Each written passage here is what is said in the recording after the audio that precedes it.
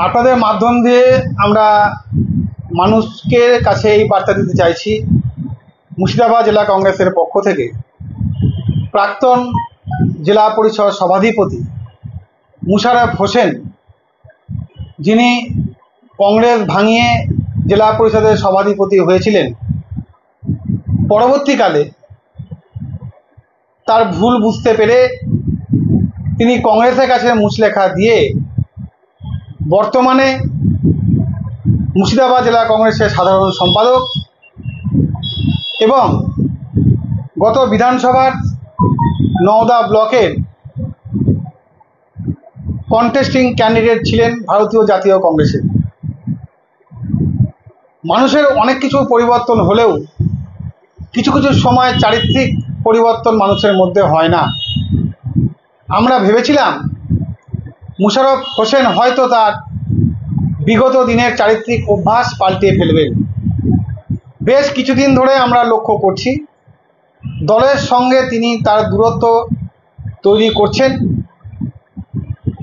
অনেক সময় দলের প্রোগ্রামে তাকে দেখা যাচ্ছে না।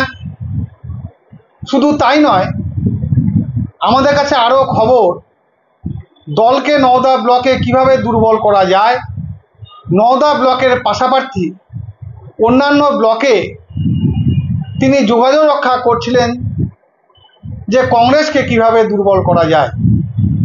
এত সত্ত্বে এ খবর পাওয়ার পর মুর্শিদাবাদ জেলা কংগ্রেসের সিদ্ধান্ত অনুসারে আজ থেকে অর্থাৎ 21শে এপ্রিল 2025 থেকে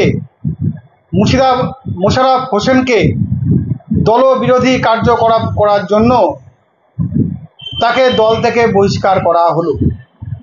আজ থেকে মুর্শিদাবাদ জেলা কংগ্রেস সর্বোপরি ভারতীয় জাতীয় কংগ্রেসের সঙ্গে মুশারফ হোসেনের কোনো সম্পর্ক থাকলো না।